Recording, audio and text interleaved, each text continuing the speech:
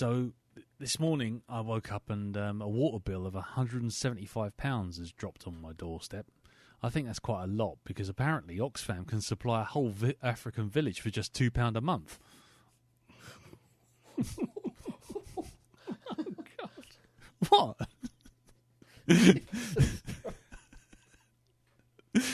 What? That's true, isn't it? Have I overstepped the mark already? I don't know. Okay, we'll try another one. No, it doesn't mean do another one. Yeah, I read in the news that a mummy was found covered in chocolate and nuts in Egypt. Archaeologists say it may be Ferrero Rocher.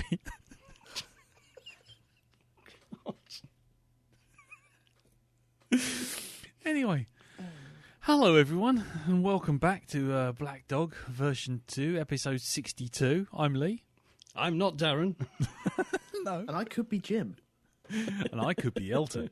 And this week, as you can tell, we're all out of sorts because Mr. Barnard is away. He is off in Thailand scoring some black mule, and he will be off injecting his veins for several years and probably won't return. But never mind. Never mind. So Darren's on a tour of the Golden Triangle of Southeast Asia, and so it's just us three, which is cool. And this week we'll be seeing how everyone's week's been, and then we will be moving off to Somalian waters to discuss this week's movie, which was Elton's choice, which was Captain Phillips. By the way, are we allowed to do the voices? No. If you cringed at the Oxfam African Village £2 a month joke, I think I think that's that any voices is not going to go down well. I know. We're going to teleport back to the 1970s light entertainment era, and that will just be bad. Yeah. That would just be very bad. So, so we'll get all around to that in due course, but we will find out how everyone's fortnight's been, because I was off last week, so as hinted in the end theme last week, when Bagpuss goes to sleep, all his friends go to sleep too, so the podcast had a week off. We all turn into black and white as well, don't we? That's right, yeah. Darren becomes a old soggy cloth cat or something. Oh, Darren's always in sepia. Oh, he's always... I've always seen him in sepia anyway, so it's fine. And Darren turned into a carved wooden bookend in the shape of a pecker.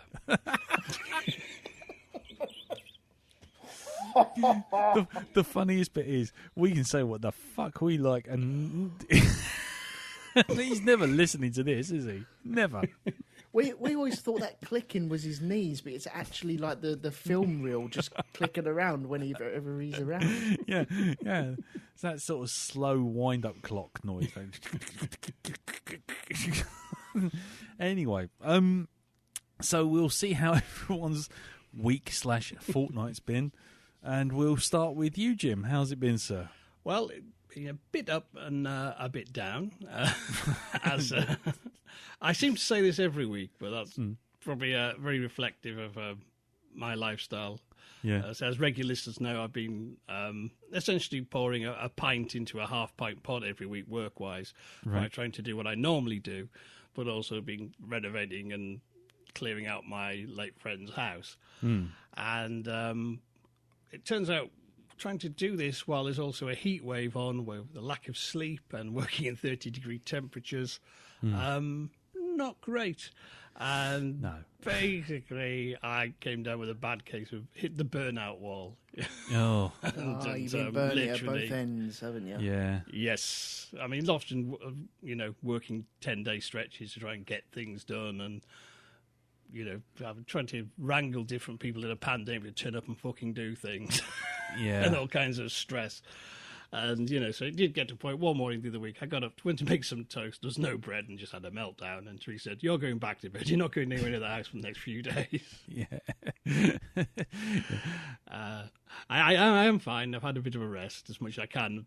Trouble being self-employed, it's difficult to take time off, but the end is in sight, and that would be making sure I do make some proper time for me after quite a long few months. Yeah. And so it's all, everyone's gone through a pandemic.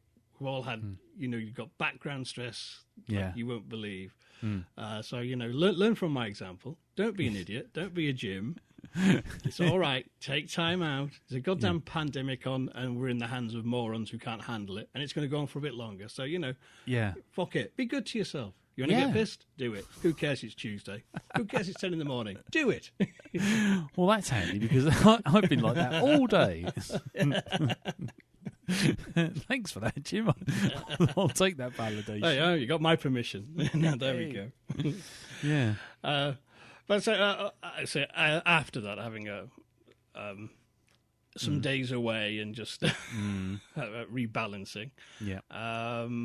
It was my birthday, and we got out to our local, my wedding reception, where they do, and had a lovely big steak there. That was very nice. Nice. And got some nice new toys to play with as well. Yeah. Yes. I've been waiting for this. Go on. Yeah, I saw this on Twitter as well. It was like, there's the layout of all the swag on the carpet. There you go. Yeah, absolutely. Yeah, I got a new soldering iron for. I've got an old soldering iron, but it's like massive. I've got a new one for doing electronics. Oh, nice. Once this house business out of the way, I'm going to have a little side project and build my own synthesizer. Mm-hmm. Cool. Nice. So you're gonna go completely and do it yourself. So that's you get project. like a little Raspberry Pi style board. Arduino boards, which you can program for music, and there's lots of different like little, almost pocket-sized synthesizers. You can build for like not pennies, but 30 quid of just worth of a few electrodes, wires, and a steady hand and a bit of soldering, and you make something quite cool. Nice. So I'm going to go play with that. But the big present, which was chipped in by family and somebody I saved up, was a new synthesizer. Bloody hell. Sculpt SE. I think the synthesizer just came in the room then. I was going to say, was that the sound of God just leveling up or something? It was like Arrival, wasn't it? Yeah. Any second now, there's going to be a hectopod or whatever is sticking his little suckers against the glass. What Next the hell? time we see Jim, we're going to have to write on boards, aren't we? Yeah. Wow. Would you like a pint? Yeah. Boom. So what was that again, Jim? What the hell was that? It was the modal sculpt. There we go. Wow. I've got the monitoring on, but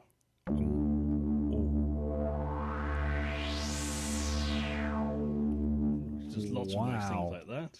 That's good. Wow. I feel like I'm going to be taught maths while watching the TV at school. That would be easy too. But yes, that's my new toy. It does lots of really cool things.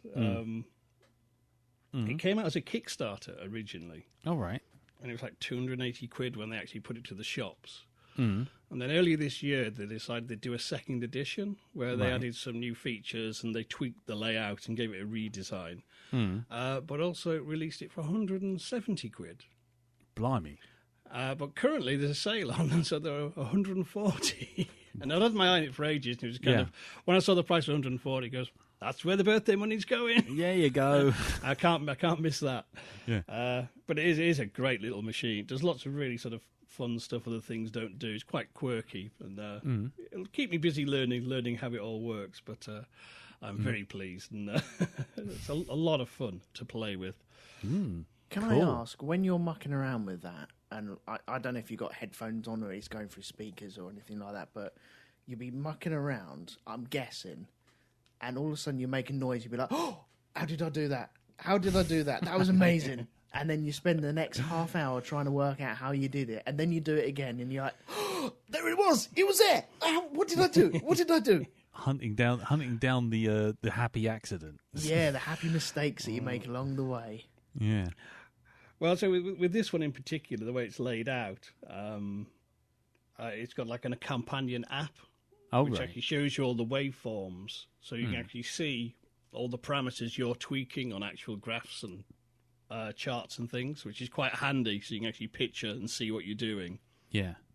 And then you can actually, it makes it quite easy on this one to actually keep track of what you have and haven't done, because it's all there on the screen that, to kind of, all right, yes, I didn't. So that's how I got there. You can actually see it, and you can see the waveform, so it's easy to recreate things. Whereas other sims that don't have this handy like app function to that you can run the app on the phone, on your tablet, on the PC, in your digital studio, whatever. But the other ones don't have that, and that's a lot more kind of, Christ, how did I do that? How did I get there? So you're turning your phone into like a oscilloscope?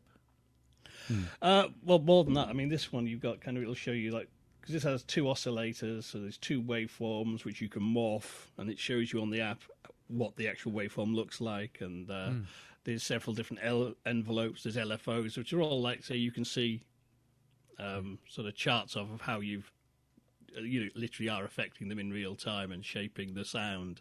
It's really cool, and as I say, it's really sort of well thought out. A bit different to other synths, but in a good way. It's kind of really good for sound design and really well laid out.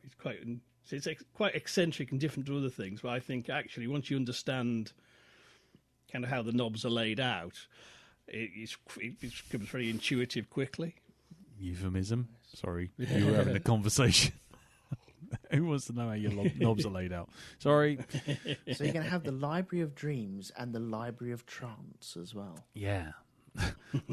the Library of Dance. The Library of Bliss. Synth Bliss. Nice. That's my... In the future, I'm going to do an ambient music podcast. Nice. Kind of my cure for insomnia. That's great. Or rather, music I make while I'm up in the middle of the night trying to not sleep.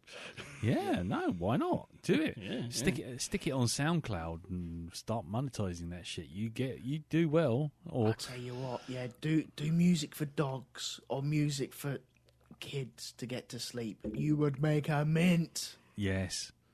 Yeah. Well, I've been experimenting with what's called generative music, where you can actually set up the synthesizers and they will play certain patterns you've put in, but also then you can actually make them randomize it and shape it and then sort of play along with it. So I've got some really long compositions. I've got one that's about an hour and a half long that's actually too big to render to a file, where I had three synths just all playing and I'm just prodding them to do different things, and it's just making this kind of huge ambient soundscape that's all ever evolving around the same sort of tune. Wow. That's very cool, yes. Project for Karma Time. Yes. Karma Time. That's the title. Karma Time. Hey, that's good. I like that, actually. That's it. There you go.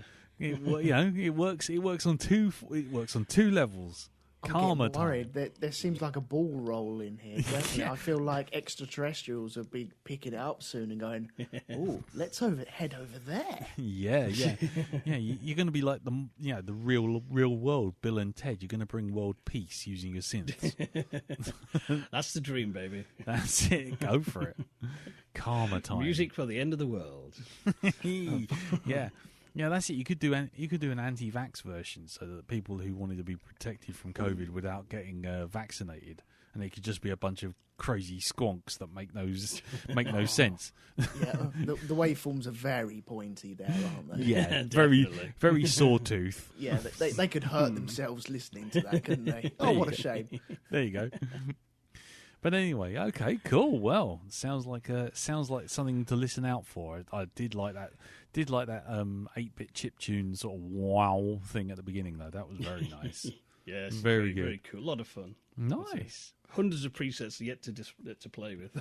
Just been going through them slowly. Go, that one does that. Oh, that's nice. Oh, that's do cool. that with that. Right, next one. Nice. Oh, there's another bank of them. Yeah, I'm now going to play Monty on the Run for the next 62 hours on this synth. Right, brilliant. Cool. Anything else, sir?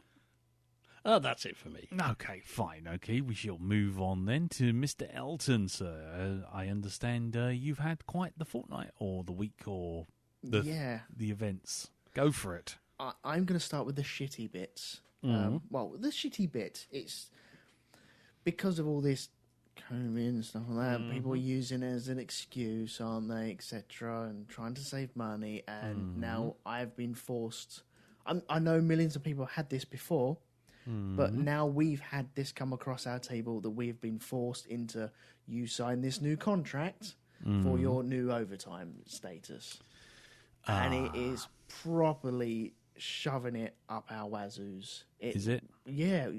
After all of this, you're key workers and you're keeping the business going and stuff like that. Oh, by the way, we're going to fuck you over. Oh, there we go. Up yours. Hope you enjoy that. Congratulations. Yeah, exactly. Yeah. So I know they're not going to download this. I know they're not going to hear. And, fucking idiots. Just bastard. Robbing bastards, I'm afraid. Greedy, robbing bastards. Time to without move on. Souls. Yeah. How's your synth building abilities? Maybe you could go into business with Jim. No, I won't go into business with him. I will fight him. We will battle it out. Oh my god! Is it going to be a synth battle? Yeah, imagine the light show. It'll be amazing. It'll be on like a disused volcano or something like that. 62 hours in Pompeii with a warm up act by Yes. Just like endless keyboard solos in the middle. Yeah. Moving on to stuff I've seen. I've started watching, I think I'm 5 episodes in. I think it's only 8 episodes long, this series. Queen's Gambit. Now, I've heard about this, Go on, then. It's about an orphaned girl who finds a love of chess and all of her trials and tribulations that go along with her life that revolves around being orphaned, etc., and becoming a bloody good chess player. Do you know what? Sometimes you don't need lasers or guns or bullets or fighting or anything like that. You just need a story. And that's what I'm getting from this. And I'm really enjoying this. Nice. It's so good. So good. And it's about chess. And what I've discovered... Because I know how to play chess. I know the basics of chess. I could sit down and play a game of chess. Do you call it knight or a horsey? I call it a knight. Well, okay, that's it's a small but important distinction, I think. Really? Do you call it horsey? No, I don't. I have been in the presence of someone who says, which way does the horsey go? Is it an L shape? Oh, jeez. So, Well, that's a weird thing because I think there's a guy teaching this girl how to play chess, and she was asking about the knight. And I've always thought it be like an L shape. But the way she described it is it goes forward one and then diagonal one. And I never thought about it going in that pattern. It's always an L for me. Well, yeah, because forward one and diagonal one puts it... Exactly the same place. Does it? Yeah. Because it goes forward 2 and then side steps 1, doesn't it? I suppose so. All right. Yep. It's just... Okay. And exactly the same thing that I'd never actually thought of. And it was like, oh, okay, you've piqued my interest even more now. And then they get into... They're not going deep diving into chess, but they are mentioning little bits about styles. And they're like closed play and open play. And not that I'm going to go like crazy on chess or anything like that, but it's... there's so much more to this than just actually playing, isn't there? And I knew people were good at it, but there are styles and there are things to do and things not to do. And I was like, okay, I really haven't paid attention to this at all. So okay, it's just piqued my interest a little bit more. So when this F1 season finishes, is that what's going to happen to the Formula One podcast? Yes, it's going to be the Chess Club podcast. Yes. After School Chess Club podcast. Bash My Bishop podcast. There you go. Oh no, that means something else, doesn't it? Oh no, I can't do that. No. It's too late. It's out there now. Yeah. You've said it. Yeah. But I'm really enjoying it. If you want something that is totally different from anything else and just gives you a nice story. Obviously, there's ups and downs, but it gives you a story without CGI or anything. There is a bit of CGI in it actually, but not over the top type craziness for the sake of it. It's a real good tale at the moment, so I would recommend it. Yes, nice. Cool. Right, now we get into real life. Oh, okay. Here we go. So, buckle up, everyone. Weird thing that happened. So we've got like this creepy shed in our garden, and it was full of spiders, and it had net curtains, and it was a bit of an old man wanking shed. Yes, nice. And we were like, okay, yeah, it's crappy, it's horrible. The roof is falling in. It needs to go. I nearly set it alight when we first moved in because I turned the light on. It started sizzling and stuff like that. So I turned the electrics off. And we've been thinking about ripping it down and doing something with it. And then Amanda had one of her friends come up and stay. And so they decided to tackle it that day. And was like, okay, fine. Okay. So they started ripping it down. And there was like a potting bench in there. Or I thought was a potting bench. And they brought it out. Yeah. And Amanda said to me, Elton, yes, this thing's got motors on it. I went, What do you mean motors? Yeah, it's got motors and wires and stuff. Oh, God, what the hell have we found now? Right. And so I go up to it, have a look, and I'm like, they're not motors, they're starters for fluorescent tubes. And it's got these terry clips for fluorescent tubes. And then you look at it close, because I haven't looked at this bench before. And it stands about maybe a foot off the floor. And it's, well, you'll understand in a minute. But it's got like 4 or 5 holes for fluorescent tubes. And it's got like the reflective material for fluorescent tubes. And I thought, that's weird. Maybe it's for like growing stuff. They weren't like, the herb growers or anything, were they? The herb. Yeah, wasn't too sure. Right. And then we turned it around and found a sticker on the side. It's a sunbed. Oh, yes, of course. Right. The old style ones that give you cancer. Well, right. Not by looking at it, can you? It can't give me cancer by looking at it, can it? I've had my eyes. Right. No, this is, the wanking man shed has now got a sunbed in it. So we're like, oh, okay. That's a bit weird. And it's probably about 5 foot long. So anyone walking around with white feet and tanned everywhere else, they've been using one, definitely. Hobbit sunbed. A Hobbit hot plate. Hobbit hot plate.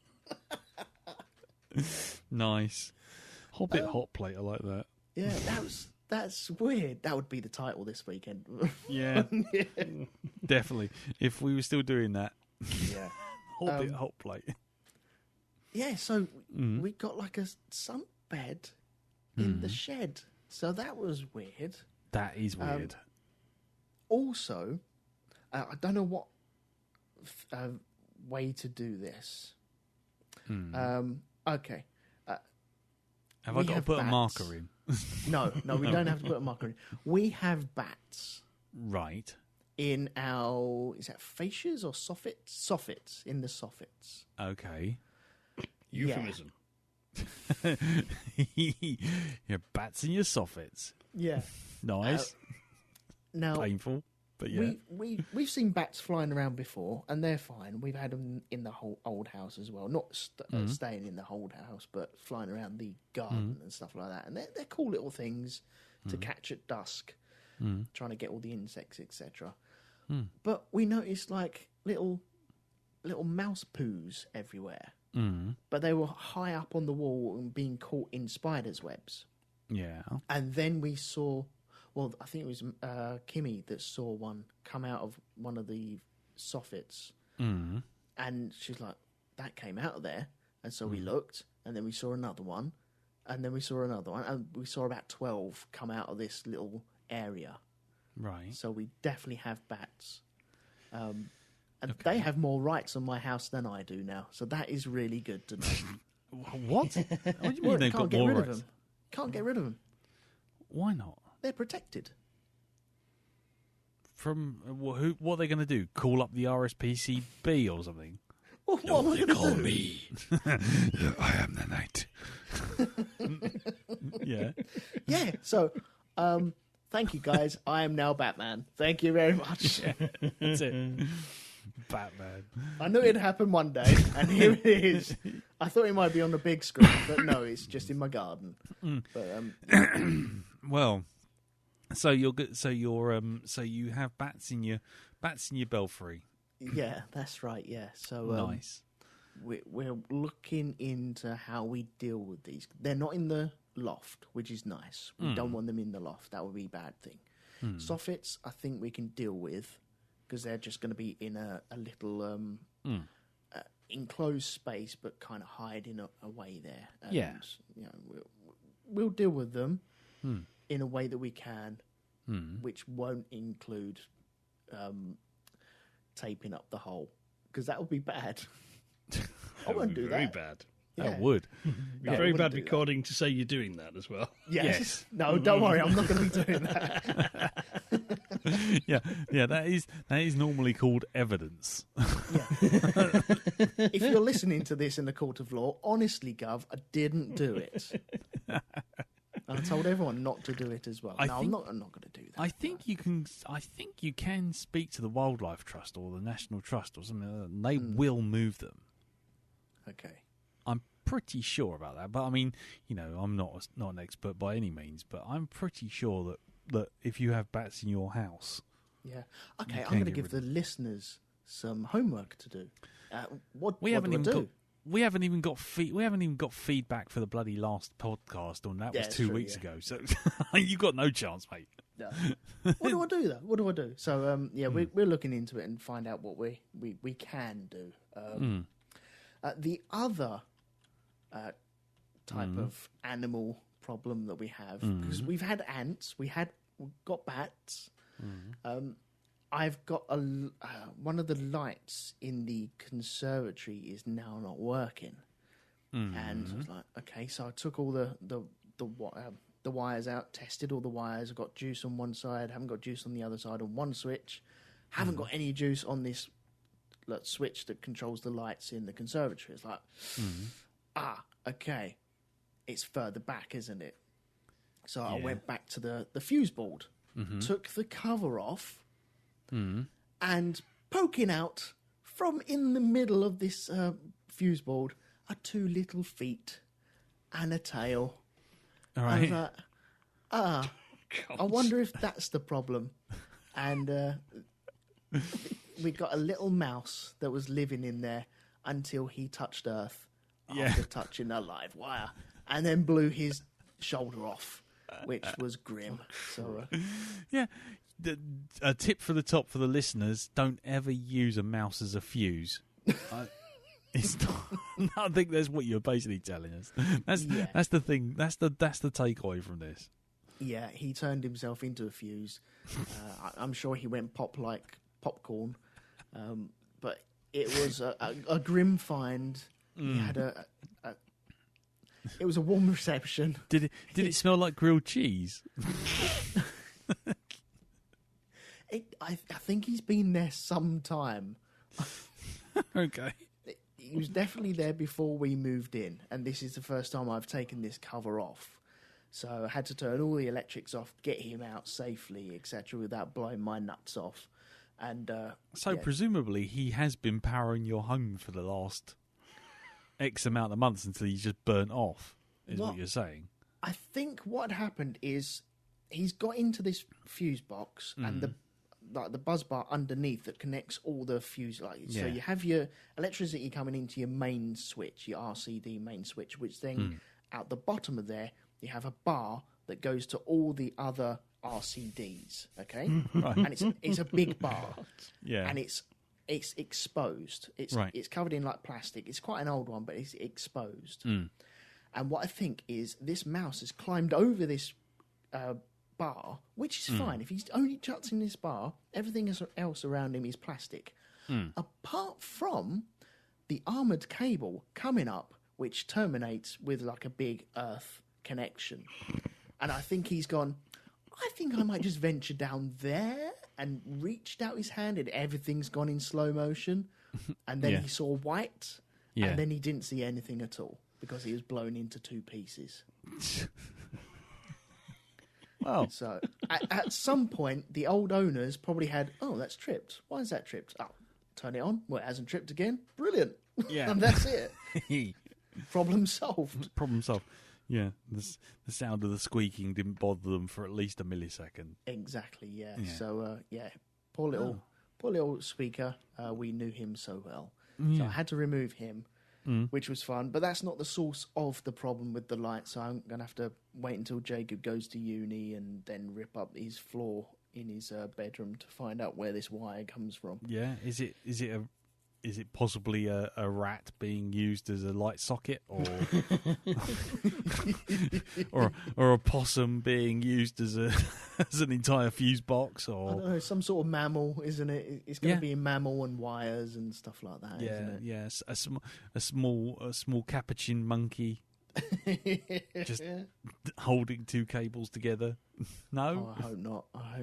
It's going to be something like that, or maybe it is the curse of your haunted TVs in your loft finally starting to happen. Yep. It's like the Omen, you know. Which one was it when the it was the Mummy, wasn't it? When the locusts all show up and then Yes. Don't worry, mate. It's fine. Your house is becoming infested with random creatures. Well, random creature. Well, the way things are going at the moment, I'll pull up the floorboards and there'll be a fucking dolphin under there. And be like, well, I don't know what to do with that. Yeah, There'll be a dolphin in a nail bar. Yeah, exactly. Yeah, afternoon, chaps. Oh, it's a talking dolphin. Gentlemen. Good evening. Can I help you? Yes. What are you doing down here? I expressly told the last owners not to come down. Hello. I'm Jeff the Dolphin. I own this part of the house. Go away. He's clearly got a top hat and a monocle, isn't he? Hasn't he? You already can see it. And a small Terry Thomas moustache right on the end of his snout. Perhaps even a cane. Yeah. With a gem at the end of it. Oh, definitely. Yes. Absolutely. Yes. Definitely a classy dolphin. Anyway, moving on from animals that are not in my house. Right. The last thing is... Oh, right. We went from 2 adults and 2 teenagers to 3 adults and, well, still 2 teenagers, but 3 adults and 1 kid. Yeah. My boy turned 18 yesterday. Hey. Okay. Congratulations. You have you now have a grown man in your house. Yes. He can vote and everything. Yeah. Another eligible driver. Yeah. Well, funny you say that. We did buy him a car yesterday. A car? A car, yes. He's still taking lessons, but that was the birthday present that he wanted, and was like, yeah. Does he like the colour, or does he like the word Matchbox on the underside? It was very tempting to do that. Come on, it's a parent thing. Yeah, I know. I should have done it. I've got you a car. Have you really? Yeah, just don't unwrap it too quickly. Make it last. No, we went out on Saturday, just looking around, just to see what was out there, because the way I transitioned into being a car owner was I passed my test and then left it 6 months because I really didn't care. I was quite happy getting cabs and buses around. I really didn't have a problem. And then I had a friend who went, "Oh, do you want to buy a car?" And I had a look, and since then I own a car. But all of his mates have cars now. He's the last one to turn 18. I think he's one of the last ones to take a test as well, so he's building up to that. And he saw one on Saturday. We had a little look, and then we gave it a test drive yesterday on his birthday, and he was like, "Oh, this is it. I really like this." And so we ended up buying it for him, and we pick it up Monday. Can I be horrible and sort of like make us and suggest two things. One, did it have really nice paintwork? And two, did it have a really nice stereo? Stereo wasn't too bad. Weirdly enough, none of his friends have heard about like doing the parcel shelf into like speakers and stuff like that. So, that's handy. Which is nice. No one's got any like big subwoofers in their boots, and like, really, no one's got that. Well, that's double handy. Yeah, well, brilliant. I don't have to fork out for that. Thank you very much. Well, I'm not going to fork out for that. That's up to him. If he wants that stuff, he can pay for it. But it is. The paint job's all right. I'm expecting it to get a couple of dings in it. It's not my car, so as long as he doesn't have any accidents or hurt anyone or anyone gets hurt with it, then really, fill your boots, I'm afraid. So yeah. Oh, well. Cool. Yeah. So we had that, and then we had the obligatory gathering. It wasn't a party. Well, it was like a party, but only like 6 people turned up. That was, he invited 6 people, and that was it. But man alive, it felt like 20. Absolutely bonkers. And it was, I think the loud music stops about midnight last night, but the music still carried on in the house until about 2 o'clock. Oh, nice. And then I'm trying to, because I got today at work, and I was like, oh, okay, wanna go to work. I also want to get some sleep before I go to work as well. And then because the dog's been poorly and he's had his operation and he's fine at the moment, but he needed to go out. So 4 o'clock in the morning, he's scratching at me. Yeah. Okay, got to take you out. I'm just not getting any sleep whatsoever. Nice. So if you hear my head hit the keyboard, you know the reason why. Well, yeah. I mean, I think now you've let the cat out of the bag. I mean, this is the true reason why we're not having Darren on the cast really for this week, because frankly, if he was still on the cast, we'd be into how was your week sometime around about 10:15. So we're just trying to get this done nice and quick, to be honest. Yeah. We're sorry, listeners. Darren's gone to live on a farm somewhere. Kick, kick. But we are now selling Black Dog glue, which you can buy for To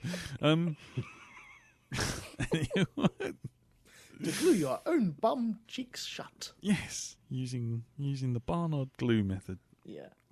Anyway, Barnard glue. It's all out there for you. Yeah, okay, cool. So you got 0 sleep. 0 sleep, no money, bats in my house, a dolphin under my floorboards, and a mouse for a fuse box. Mouse for a fuse box, and a wanking cheddar's disappeared. So that's good. And a Hobbit hot plate. Hobbit hot plate. There you go. Come on. I mean, I think you're living the best life, if I'm honest. Yeah, that's right, yeah. Looking back on it, it's been like a bonkers week. It has been something of a week, hasn't it? Yeah, for you. Yeah. Well, okay then. Well, I'll skip through my week, because even though I was off, we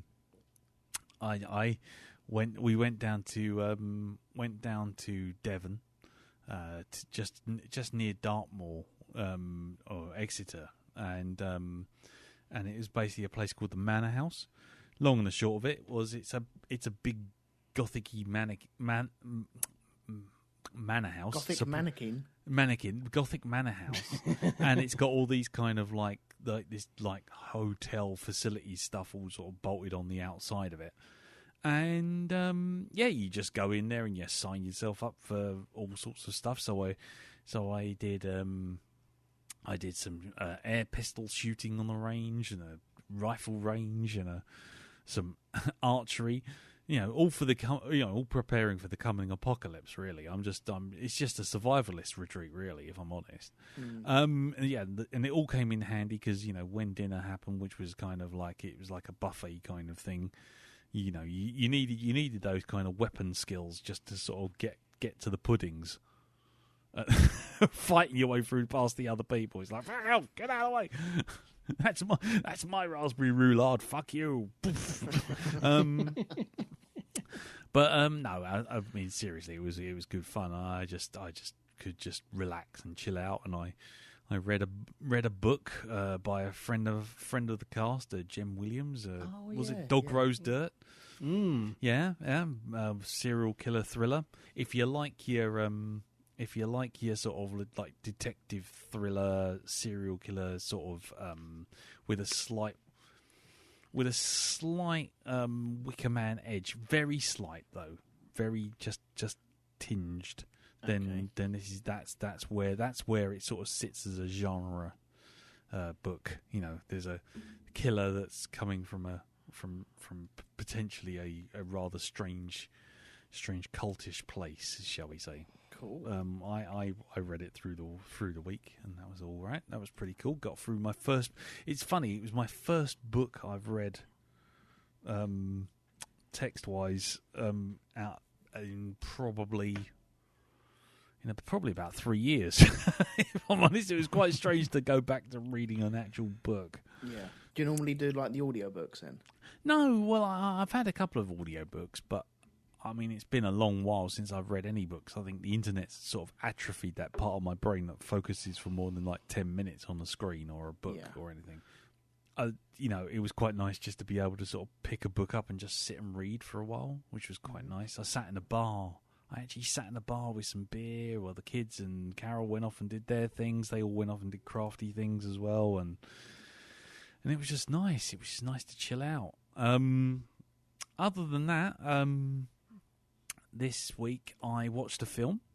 I watched a film called Werewolves Within, which has only just been released, and it's on rent at the moment on Amazon. And it's a comedy, basically. Well, I would say look at the trailer for it, because the trailer pretty much gives you the sense of how it is. It's a bit like, well, I guess it's probably the closest thing it's to is Clue, where it's like a locked door mystery sort of thing. There's like 12 people in a sort of small northern American town, and essentially someone's been bumped off, and then slowly but surely someone else is bumped off, and then it works out that the killer may or may not be a werewolf.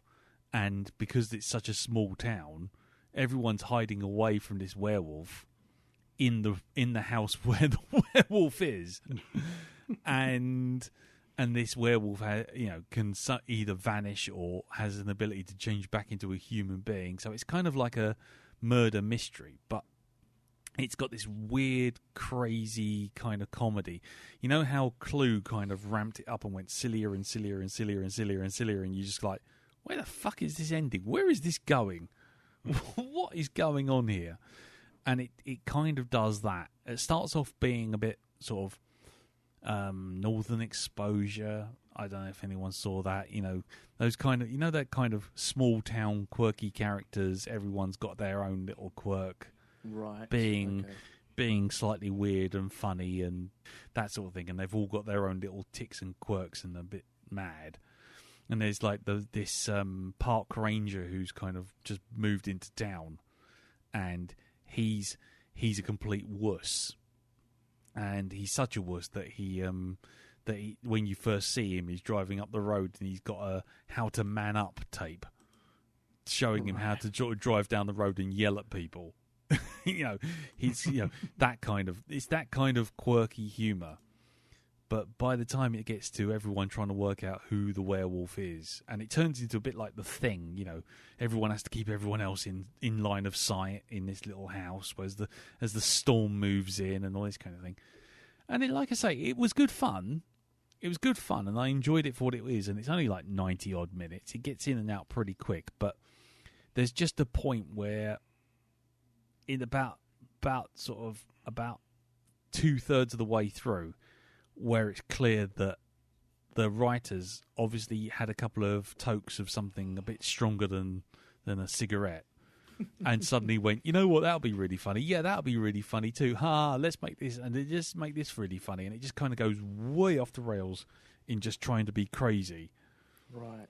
And you kind of either go with it and go, what the fuck is happening, and laugh at it, or you go sit there stony faced and go, what the fuck is happening, and just drop it like a hot brick. really does depend on your mood as well, doesn't it? When That kind of sort humour thing happens. Yeah, it is. But like I say, watch the trailer. I might put it on the Black Dog group actually. But yeah, it's different. I'll go like that. I think there's a lot to like about it, and I think it's one of those films that I think if you went back to it a second time or a third time, you might, with some friends, you might actually have a lot more fun with it. But it is a bit of a strange one. That's all I can say. I can't say more than that because otherwise I'll spoil it. But it's called The Werewolves Within, and it's available on Amazon as part of their new cinema releases. So it's for rent for like £3 or £4 or something.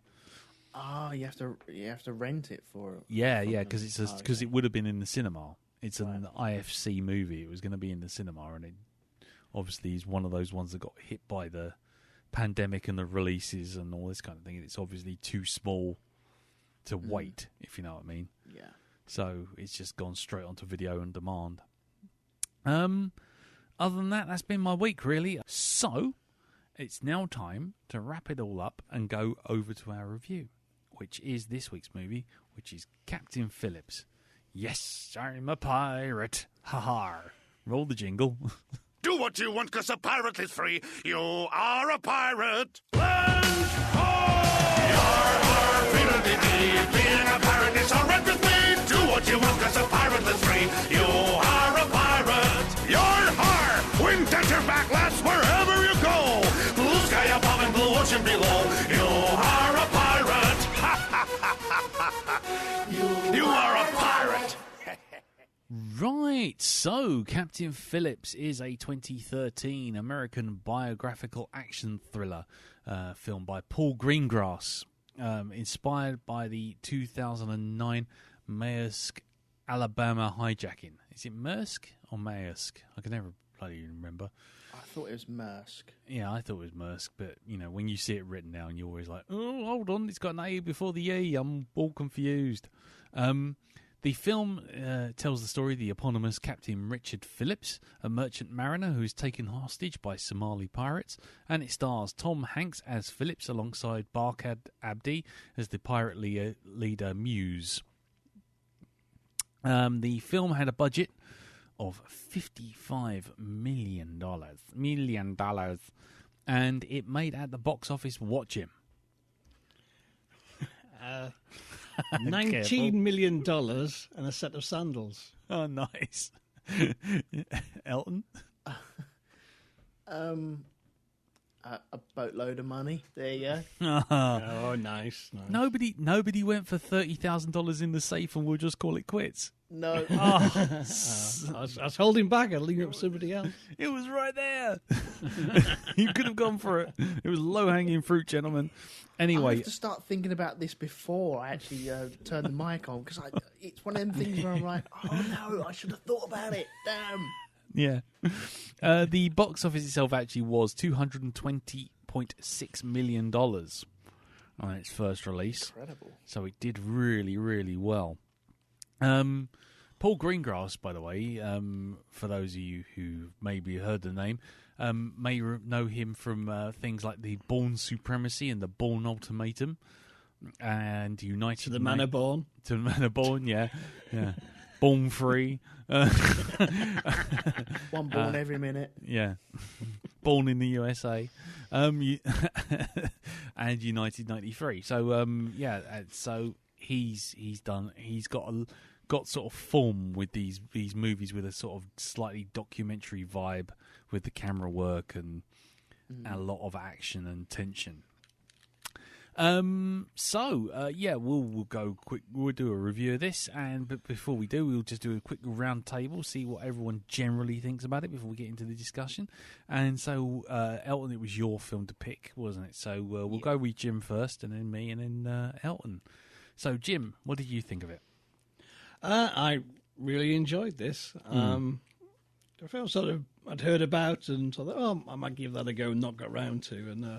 And as part of our tense and nervous season.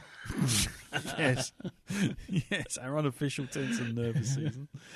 No, it was really good. It wasn't quite what I expected, which was good. And I kind of quite liked the fact that I mean, it is an action movie, but it's like a realistic one, and I like the kind of almost documentary vibe to it.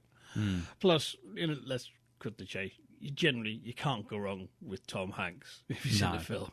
No, he's usually worth the price of admission alone. Usually. Cool. Okay. And had you seen this before? No, this is the first time. Okay. Cool.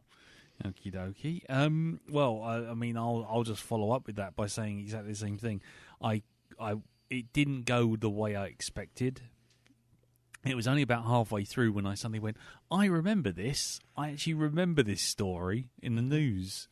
But by that point, it was like, I can't remember how it bloody ends. But I do remember this. But yeah, I really enjoyed this. It was a film that I thought, oh, here we go. It's another biopic. You're gonna get half truths and bits and bobs, and suddenly it's gonna go all Die Hard and on the boat, and then all of a sudden it was just like, no, actually this is not gonna go the way I think it is, and I appreciated that. Actually, I thought it was a very well made film, and as Jim has rightly pointed out, Tom Hanks, when he appears, you kind of know you're in for a certain level of a film anyway. So I was really pleased to see it, and I'm really glad I knew so little about it, to be honest. So yeah, I enjoyed it, totally enjoyed it. Big thumbs up for me. And Elton, obviously you have picked it, so presumably you have seen it before. So what do you think of it?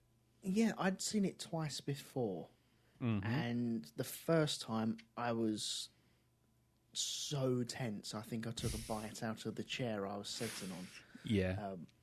I couldn't believe how I felt after it, and I was like Captain Phillips at the very end of it. I was very emotional.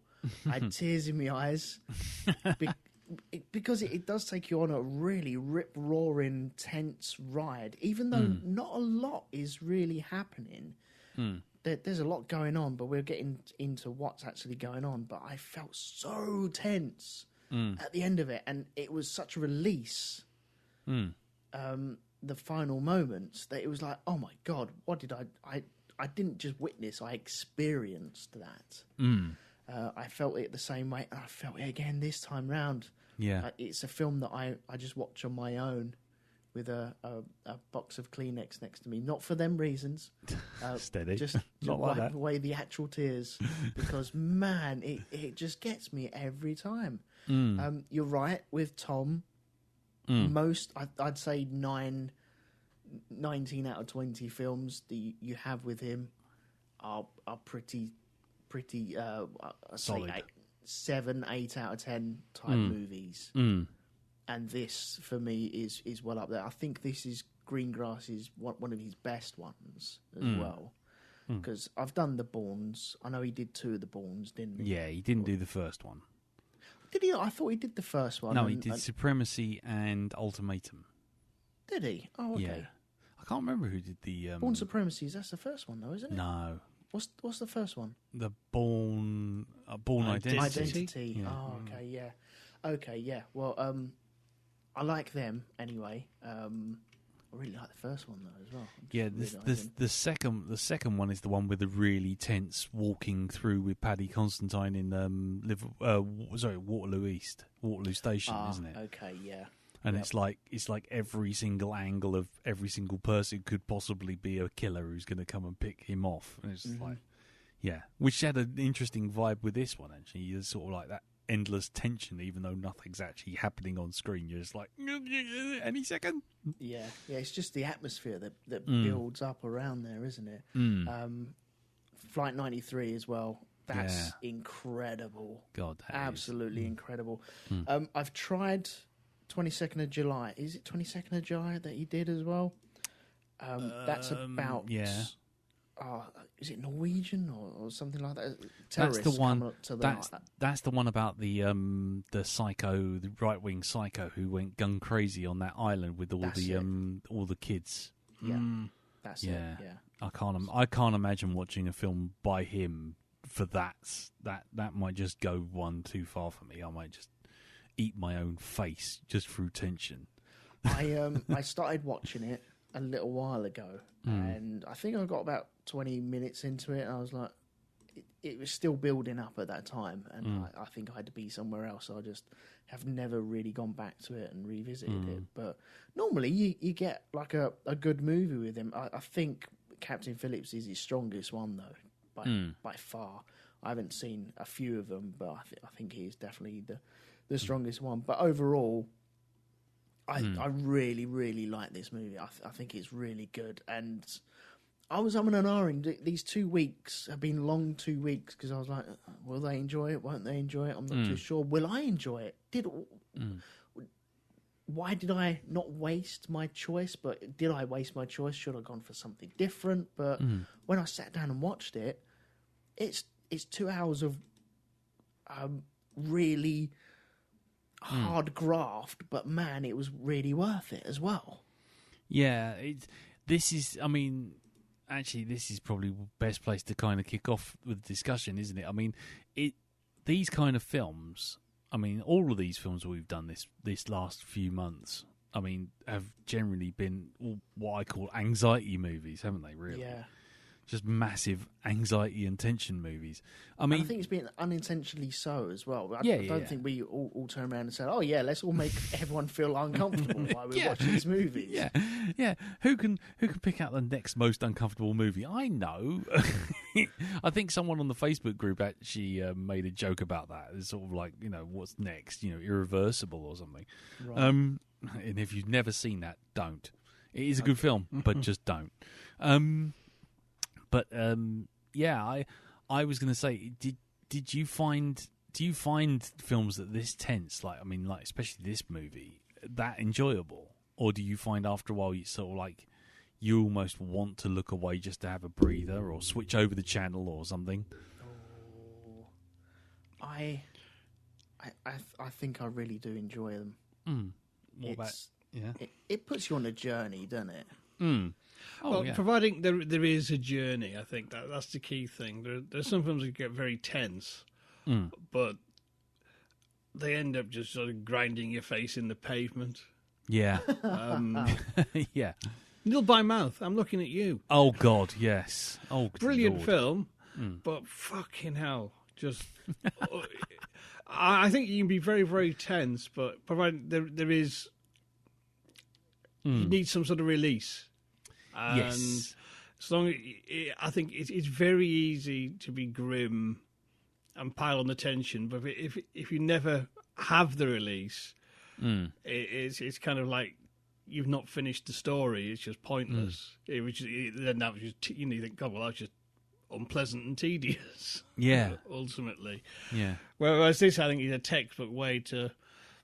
Because tension you have to build, to use a musical analogy, you always do, you have to orchestrate your tension. But in horror movies, they understand this well, that you can actually keep tension going so far, but sometimes you have to sort of vent it a little bit with a gag or a lighter touch or something, a contrast, just to give the audience a breathe, then ratchet it up again. Yeah. And I think in this movie, that does that as well. You have just little moments of where you think, okay, right, I've got my breath back, and then he turns the screw again. Yeah. And it's very satisfying when it's done well, like this movie. Yeah. I think that's why I didn't make it all the way through Nil by Mouth. I think I got to the part of the beating, and I was like, I don't want to watch this. I can't watch this. This is just unpleasant for being unpleasant's sake. So I've never really revisited it. Yeah. Well, it's just interesting because I'm just looking over the last half a dozen films that we've done, and every single one of them's got like this level of tension or anxiety built into them. Zodiac, Birdman, Whiplash, Saint Maud, King of Comedy, His House. We're a fun bunch, aren't we? Yeah, No Country for Old Men. I mean, it has every single one of them. It's interesting. It's just like every single one of them has a sort of, I don't know. They're all films which really put you emotionally through the ringer, and I'm just interested why they work instead of like something as bloody horrible and grueling as, say, I don't know, something like Human Centipede or something stupid and like that. Is just, you're kind of like, okay, you're just ratcheting up nastiness for the hell of it. Whereas something like Prisoners, or what was the other one, or like Whiplash, where it's just constantly piling that pressure on, and you're just feeling more and more the turn of the screw.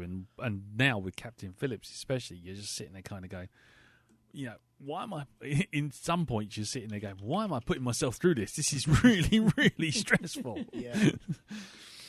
But them type of movies, you can put yourself into the movie. Like with Whiplash, we've all been under constant stress from a boss higher above, and so we can kind of relate to that. With Tom Hanks as well, we've been in stressful situations, not in lifeboats or anything like that, but or to nowhere near the degree that he went through in this. Yeah.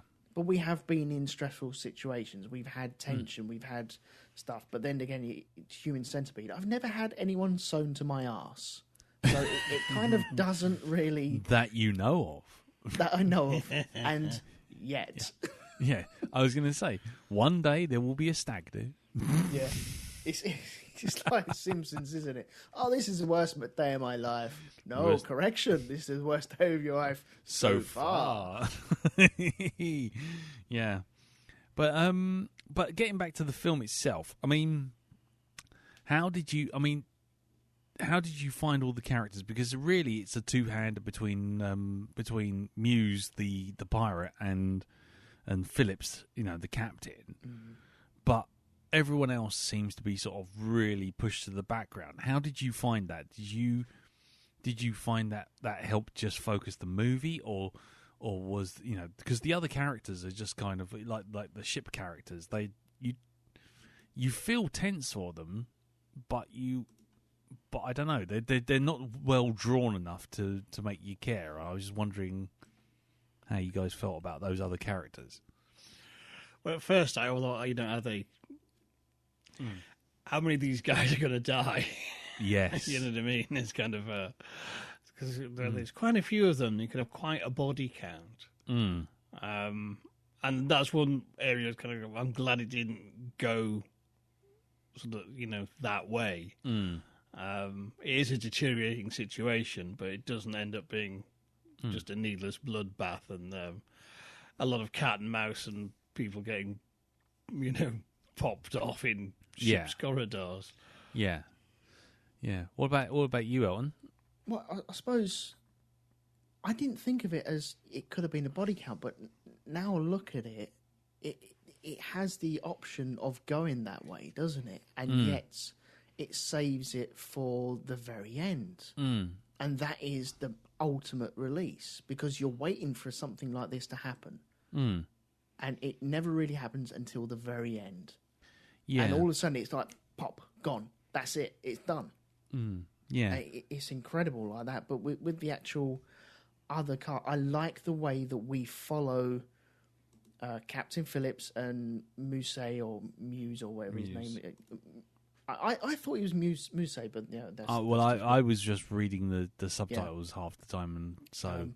but yeah, we're following them. But then you have the other pirates as well. And they all have like their own little... we get to know them more than actual Captain Phillips's crew. Yes. We know that they are...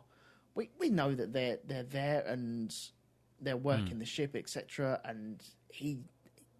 I don't know, I think he thinks they're a little bit lax, etc. And so he wants to run the drills, and they just want to drink coffee, and he wants to push them, and come on, 15 minutes, etc. But we get to know the actual pirates more than Captain Phillips's crew, and I think that's important as well, because that's who we are in the final third of this movie. Yeah, and we get to really see all of their characters. Well, see two of their characters. Like the actual driver of the lifeboat, I don't really get to see any of his character, apart from bright light in my eyes type thing. What are you doing? What is he doing? He's a crazy man. Put him down. Yeah. I mean, I was going to say that. I mean, how did you feel about the Somali pirates? Because I kind of... I know this is a niggle rather than a full-blown sort of criticism, but the one thing I got the sense was that with the intro and the sort of the warlord or whatever he was, his group turning up and saying, "You've got to get out there and get a new ship." I felt like the film was trying to make us sympathise with them, which is fair enough, and that's absolutely fine. And you do end up to a certain degree by the end doing that.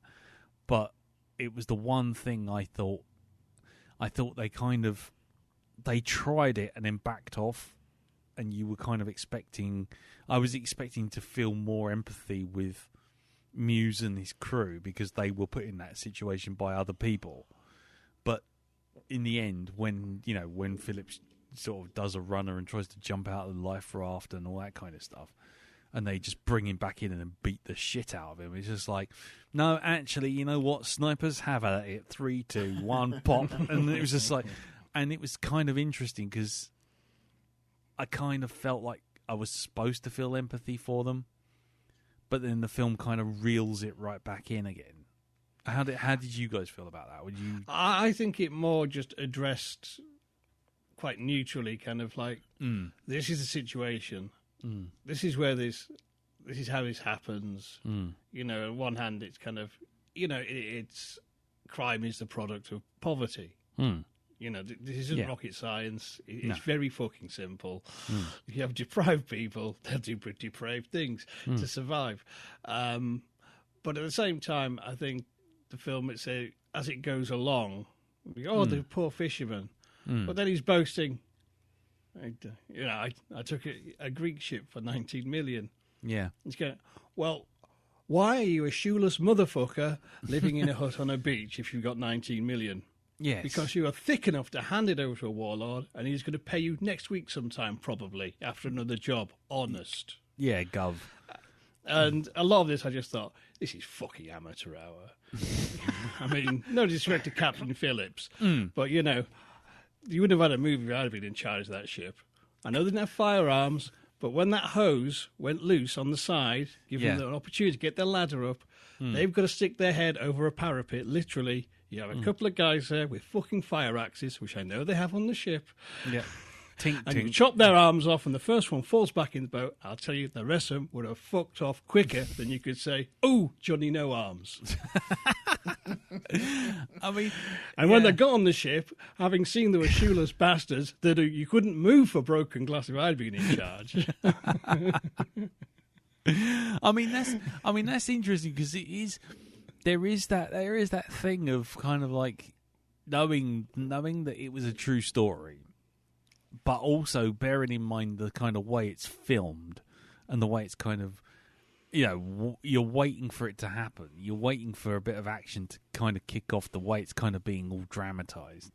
I mean, did you not? I mean, obviously you did, Jim. You kind of felt there was that action, there was action hero stuff to be done here that would have sorted all of this out in 5 seconds flat.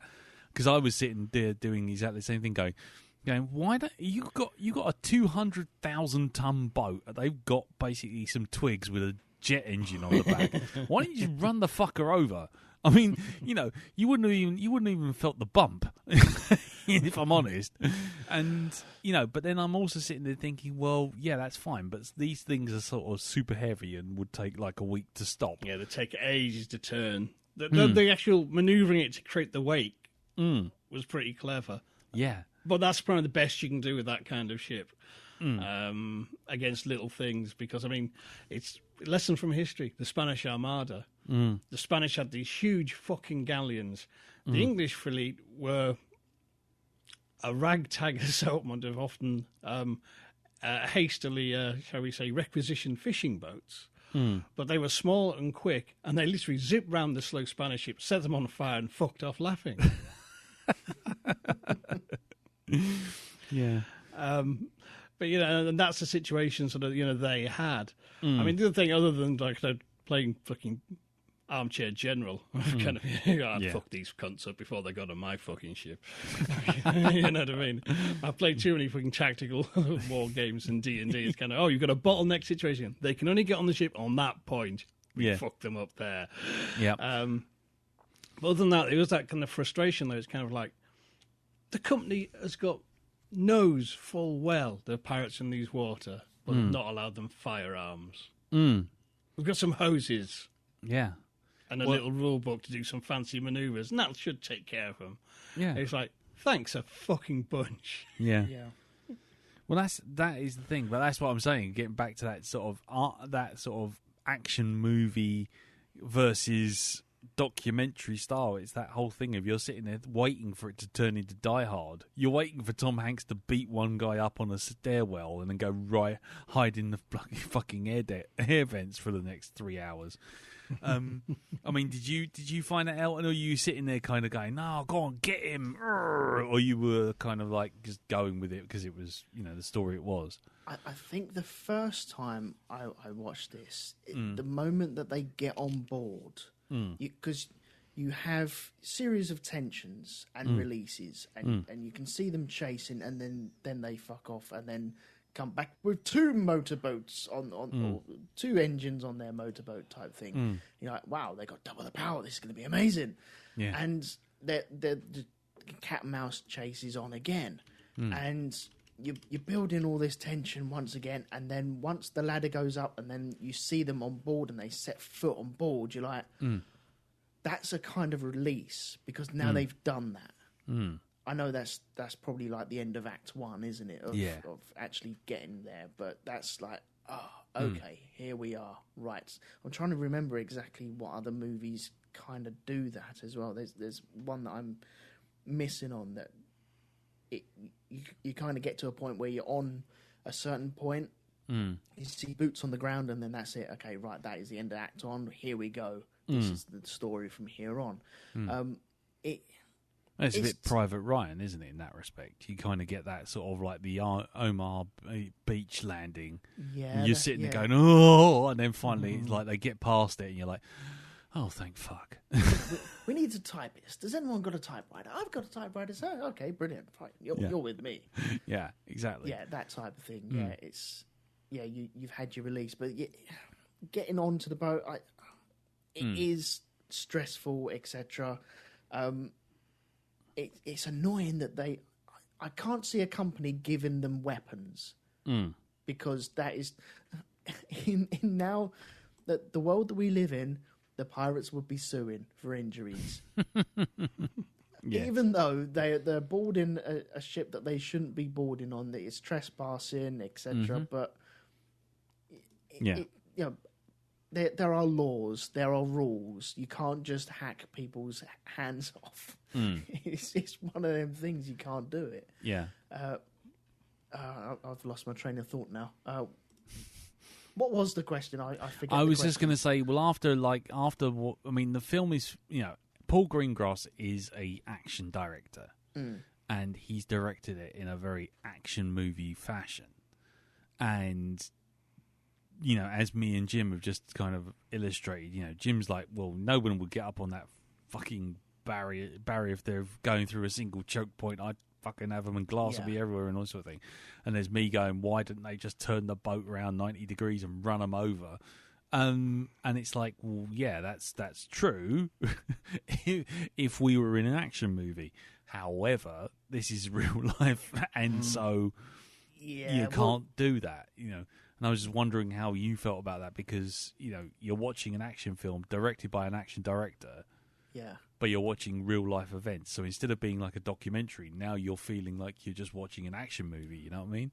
Well, there's a moment, I think, after the first wave of the two boats coming out and then one Scarpers. I think they go, right, okay, well... That we had quite a serious situation, etc. And then they're all like going, well, we're not getting paid enough for this. I'm not getting paid enough to fight for this. And I think that's what it would be like. People would be like, fuck this. I don't want to get shot. Let them take the money. I don't give a shit about the storage. Let them have it. I don't care. Yeah. And I think rightly so. And I think a company would be like, look, we'd rather have you guys... than the actual crew, the actual merchandise. That's all insured. Don't worry about it. Give them the safe. Give them whatever they want, and then we'll screw off. They want more than that. They want something from a government. They want millions, and they just dealt with the wrong one. I don't know what the Greece entitlement against what's his name, pirates and terrorism is like. But we all know what the USA stance is like on that. And it's like, we don't deal with you guys. No, you don't exist. As soon as you start doing that, fuck you. We're going to do everything we can to protect our own, and you guys are in the way of doing that and stuff. But when the actual pirates first get on there, I do remember thinking, well, it's only 4 people. There's like 20 of you guys. Yeah. And there's 4 of them. Yeah. I know they've got guns, and I suppose that was like the action movie type thinking that I was going through at the time. Yeah. But it's real life. You would be like, well, no, let's hide. Let's get away from these guys. It's quite a big boat. Yeah. Let's all go down to the front, yeah? Yeah. Because they're going down to the back. Yeah, well, exactly, and that's the bit where I sort of like, I think I switched gears when everyone was hiding in the engine room, and I was kind of like watching it, and I'm thinking, well, come on, by now there's 15, 20 guys down in that engine room, and there's one bloke with one gun. Come on, jump him, and then I'm thinking, actually no, but he's got a machine gun, and they've got a fishing knife. You could have 20 guys, but a machine gun's going to make short work of that lot if they all jump him at the same time and they're all coming from the same direction. And they're all going to be in the same hiding place. We're like, no, I want to go there. No, I found this first. Yeah, you that's clear right. off and you go in the fridge. Yeah, no, and they're go all hide behind us together. I started thinking of was it Life of Brian when the Romans knock on the door of the Judean people's front and they stand in baskets and put lampshades on their heads and all that kind of shit. It's just hiding underneath a table with a tea towel on your head. Yeah. It's all quiet. It's all dark. Luce is walking around, and all you can hear is his footsteps, and it's like wallop. yeah. Choo! Anyway, so actually, here's a question: did you guys actually know about the actual story beforehand? Like you, while watching it, it suddenly came back to me. I went, oh yes, I remember this new story now. Yeah, because like I say, it was only the bit once he was in the lifeboat, and I do remember that because it was like three big military vessels bearing down on this tiny little life raft. But what about you, Elton? Did you know about this before seeing the film? Yeah, I did. Yeah. I heard okay. about it. I forget when it actually happened. I'm not too sure what year it happened, but yes, I was well aware of it. I didn't see much about it. I know that there was a couple of documentaries about it as well, and that makes me think, why do a documentary? Because now all these pirates need to do is watch the Discovery Channel, and now they know your tactics. That's it. It's kind of screwed now. You've got to change your game up a little bit. But wow, I can't imagine them putting like modern tactics on screen. Like, hey kids, just so you know, here's the training manual for the next 6 boats. No. Yeah, well, it's the tactics that they actually do use of, like bringing the Black Hawk helicopters over the top of it and just roughing up the boat. I think in real life, the actual real life situation, they started to run out of fuel. That's why they started to get towed. I don't think they mentioned that in the actual film itself, but that's the reason why they started getting towed. Yeah. But yeah, bringing over the Black Hawk helicopter is a legitimate tactic of wearing down the people inside that. You're there to. That's why you got all the blinding lights on them. You got the helicopter with the lights and the sound and the beating and the waves and stuff constantly like that. Harass them. Yeah, it's to stress people out and make them make mistakes. And I think it's really good that was incorporated into it as well. Yeah, I mean I found the film is basically a game of 2 halves, isn't it? The first half is all the drama on the main boat, and then the second half is the drama in the life raft. I mean, is there a half that you preferred, or is there a bit that you sort of preferred? I mean, because for me, my heart kind of sank when he went in that life raft, and I thought, oh God, here we go. It's just going to be him, doing a Tom Hanks homily session. Sort of going, hey, everybody, if we all just work together and all just got along, we'll all be fine, and everyone just be fine, and we'll all be fine. Let's all hug it out. Come on, we can all go home. And I thought, oh, God, that's what it's going to turn into. But in the end, it became even more tense and more kind of like a pressure cooker. And I actually found that by the end of it, I preferred that to the bit on the boat, which I was expecting at any moment to become Die Hard, and I was wondering what you guys thought about the two halves, or were you happy with both, or did you prefer one over the other, or? I thought it was a good gear. I know it's a true story, but the way it's structured into the movie, I thought it was just a good gear change. We're kind of okay. We've done the pirates on a boat. They're looking for the crew. We could spin this out for another hour and a half, 45 minutes, but we're really running out of story. And I think it was a good time to bring in the lifeboat. Well, I say lifeboat. You say lifeboat, you think of like something with oars. This was like a spaceship escape pod. yeah. They are pretty incredible. Those little life. They are. Yeah. It's like Jesus Christ. You'd be all right in that. Even going around the Cape is pretty hazardous even today. Yeah. Famous for its storms, but you'd be all right in that. I think. Take your chances. Yeah. I mean, I it's just as an aside, but I once I did a freelance job once for a mining vessel, a boat mining vessel, and he had a helicopter pad on the back and all this sort of thing. And one of their big features was those life rafts, those lifeboats. And I had to make one in 3D and go through all the stuff that it's got on board. And it's like, fucking hell, this thing's like a this thing's like a proper submarine if you wanted it to be. I mean, it's got water, fuel, engines. You got the whole 9 yards. It's gone a long way since the Titanic and a couple of wooden boats and a couple of oars. Absolutely, you get an orchestra in that one, didn't you? Yeah, exactly. Oh yeah. Yeah. Anyway, sorry, Elton. What about you? Was there a gear change in the film, or were you on board for it? Pardon the pun. I was. I like both halves. There is a definite gear change in the middle when he goes into the life raft. But I really like the stuff on the boat and like the smashing of the glass and like the screwing up, shoot the glass type thing. Shoot the glass. I think that's really cool, and the tension is mounting. And especially when they get Muse by the old neck and the knife, I think they give him up far too easily. Instead of getting their captain out of the lifeboat, get him out, get him out of the boat, and then we swap people. That's the way you do it. Not okay, I'll give you him, now I trust you to get him out of the boat and then not take him with you. That was a dumb move.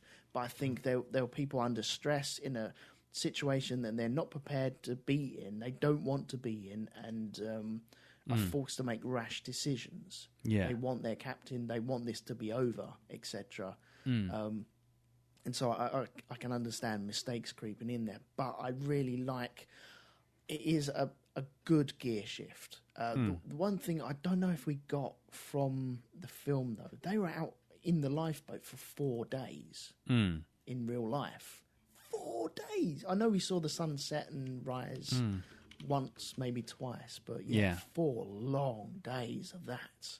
That's got to be hell. That's going to start honking in there as well, I tell you. Yeah, it's going to smell like like feet wrapped in bacon. That is, isn't it? Yeah, especially with someone's foot cut open as well. Oh God, and the other one's hand cut open as well. Yeah, but I think it was like a good natural progression of you have all this tension on the boat, but it's wide open. It's showing you we have close quarters, but it's all wide and open and there's space and we can see the scenery, etc. And then you're in this tiny little tub.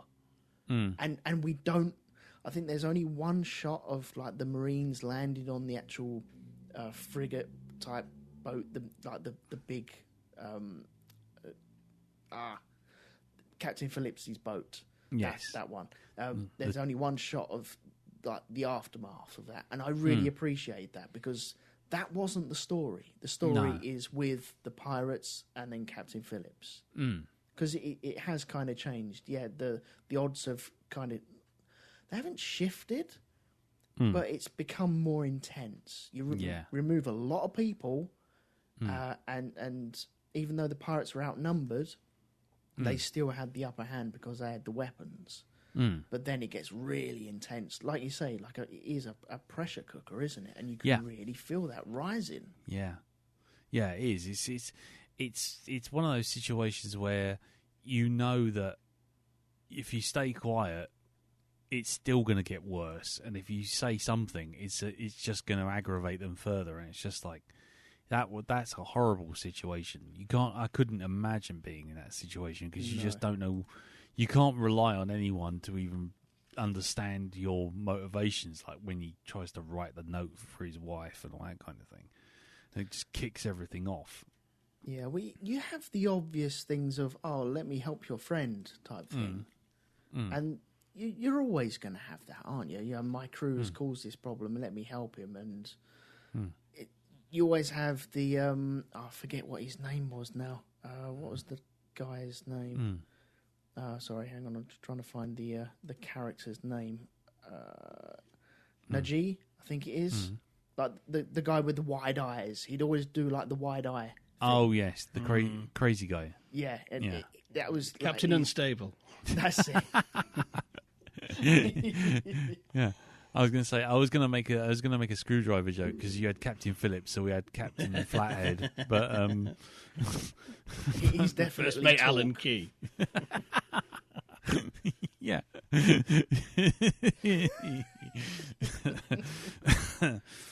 But yeah, he's the one I think we're supposed to not feel any remorse or anything like that or sympathy for. Mousse, you kind of get that. You have that moment of on the boat when he's captured. Immediately goes, "I love America. I love America." And it's like, oh, you're trying to get out of this. But then on the actual life raft, he's like, "No, I do want to visit America." And then at that moment, I was thinking, yeah, you are forced into this situation. You really have no choice. If you don't go on that boat or create a crew to go and rob, you're going to get your head cut off or you get shot or your family's going to get whatever. And it is a no-win situation. You have to go do this. And I did feel sympathy for him. Yeah.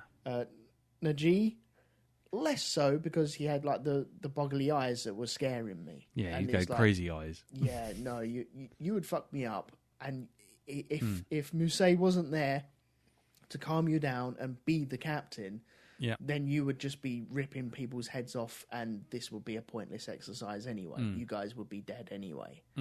But yeah, it's I do feel sympathy, especially for like the young one as well. Bailey, I think his name was. Yeah, he was the one who had his feet cut. He just looked like a rabbit in the headlights, didn't he? Most of the time. Yeah, because he didn't know what he was getting himself into, did he? No.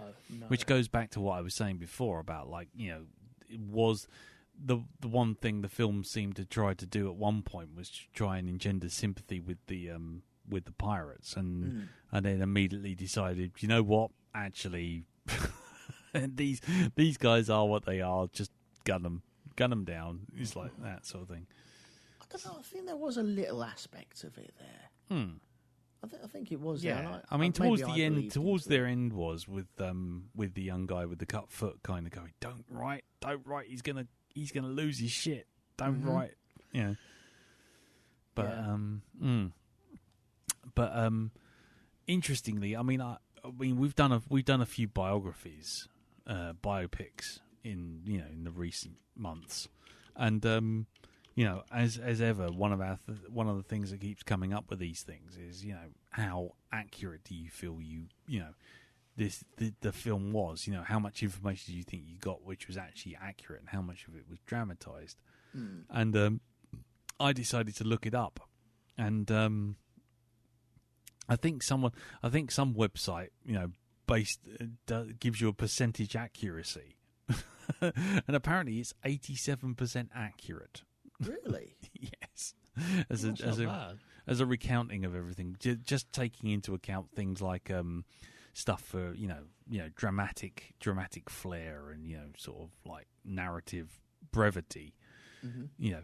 But you know the things that were wrong were things like you know they were doing the pirate drill before the first attack. Well, apparently it wasn't. It was a fire drill. And it wasn't happening straight away, and also things like Phillips going, "No, shoot me! If you're going to shoot anyone, shoot me." Apparently, he didn't say any of that. He just said he tried to distract them, but he never actually offered himself up in place of his crewman for being shot. Yeah, but dramatic effect. I think is probably that's dramatic license. You have to have that though. Yeah, otherwise, real life is really boring. Really slow. Even under a pirate attack, it's going to be really boring. Yeah, but the interesting thing that you know all the bit I was kind of the most curious about was the final sort of take all three out simultaneously, and apparently that's exactly what happened, and it was by the guys that did it was SEAL Team 6 that took out Bin Laden. Oh, okay. The same guys. And they killed them all simultaneously with a single shot to the head. All three of them in one go. And it's like, fucking hell. Because at first I thought after all of this stuff, and then it's suddenly like, oh yeah, take them out, 3, 2, 1, bang, and it's just like, no. You know, to me it was a bit like watching you know, you watching Pride and Prejudice and suddenly a dragon lands in the fucking back lawn or something. You know, it's just like, what? You're having a laugh. But actually, that was probably the most accurate bit of the entire film. Yeah. It's like, fucking hell, all right then. It totally makes sense, though, because if you leave one standing, then he could cause harm to Captain Phillips.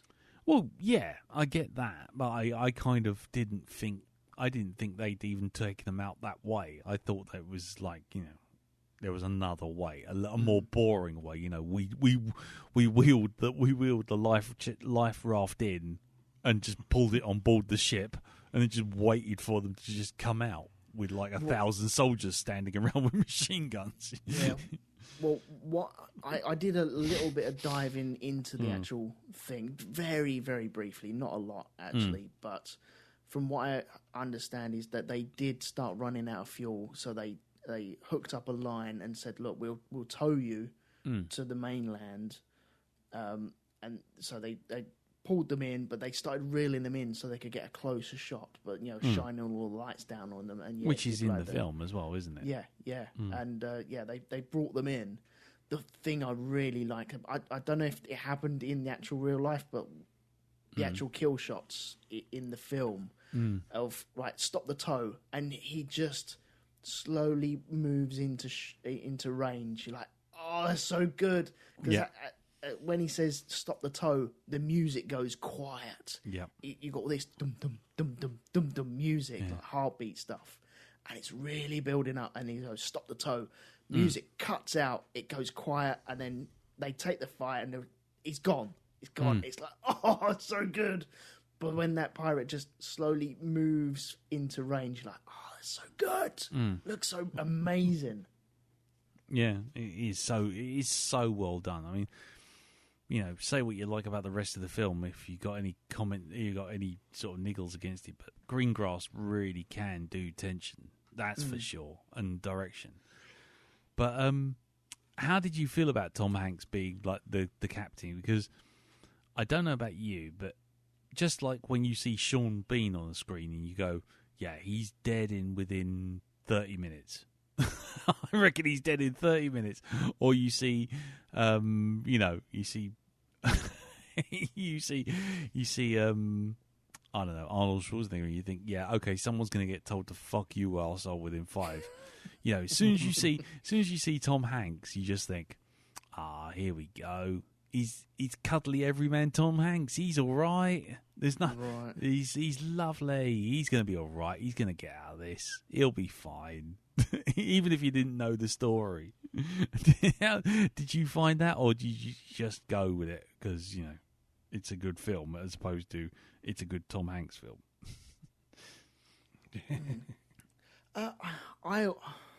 Tom Hanks is a weird one because he started off as this comedy actor, didn't he? Yeah. And then he started having like the more serious roles as well. He keeps the comedy in there. I think it's more via Toy Story, etc.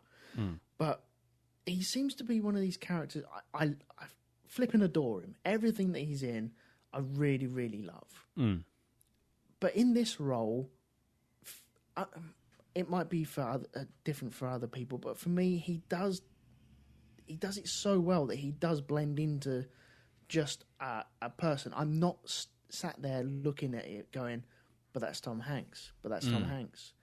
I didn't really feel that through this. I think the most I've ever had that is Saving Private Ryan, where I was going, but that's Tom Hanks. But that's Tom Hanks. And then I think after the beach and you start taking your journey, I stopped that, and he was just in that role. He just melted into this character, and I stopped saying it. And he's one of these few actors that I can just sit back. I know I'm perfectly safe in his hands, and he can take me on this journey, and I will believe exactly what's going on with him as well. And one of the most realistic scenes I see, once again, I don't know if it's true or not, because I've seen footage of Captain Phillips coming off the Black Hawk onto the deck of the ship that was saving him. And he's waving to the camera, and he looks full of smiles, and he doesn't look as stressed as what Tom Hanks is playing in this role. But that is one of the most realistic scenes in this movie from my point of view. Yeah, from the point of view of him and the release of his energy and his he's trying to grasp actually what's happened to him. He's trying to realise his situation and what's going on, and then it felt like they got real medics to actually go through that situation with him and just be straight down the line. Just instead of we get actors and you can be playing medical people, we'll just get actual medics and do this. Yeah. And that's how it felt. And then, just sort of free roll it. You know, that whole thing of, so your arm hurts. Can you lift your arm? Can you look right now? Put your arm down. Okay. So how are you feeling? How's your ribs? I need you to breathe, sir. I need you to breathe. Just focus on me. And then he starts going a bit doolally. Yeah. I mean, interestingly, again, in that document where they kind of check the accuracy of this thing, I mean, that's the only one where they've got a kind of unknown, because they based it off of Phillips's own book on the subject. Right. And he gets on the boat and he just says, I was rescued, I was put on the boat, and that's the end of it, and checked over. And that's the end of it. And then the next time, and the last bit of the book is apparently him being asked by the president, are you okay? You know, when he turns up a couple of days later or something in the White House for some presentation of bravery or something. Right. And he just said, "Oh, well, all I want is a beer," and that's the only bits, and that's the bits either side of that moment. So all of that stuff is really Hanks and that female actress who's being the medic, basically freewheeling that bit. But I thought that I agree with you. That whole medical checkup scene is the catharsis you need. Is that because it's that sort of thing you don't normally see in an action movie. You know, someone going, you know, you don't see John McClane sort of coming out of Nakatomi Plaza and then basically going, my fucking ribs hurt. and then spending like 7 weeks in traction because he busted his arms. Yeah. You know, got septicemia because of his cut feet, and I can only lift my arm this far.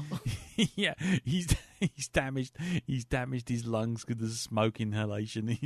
You don't see any of that. So that was kind of interesting. I thought that was kind of good. No, I thought that was really good.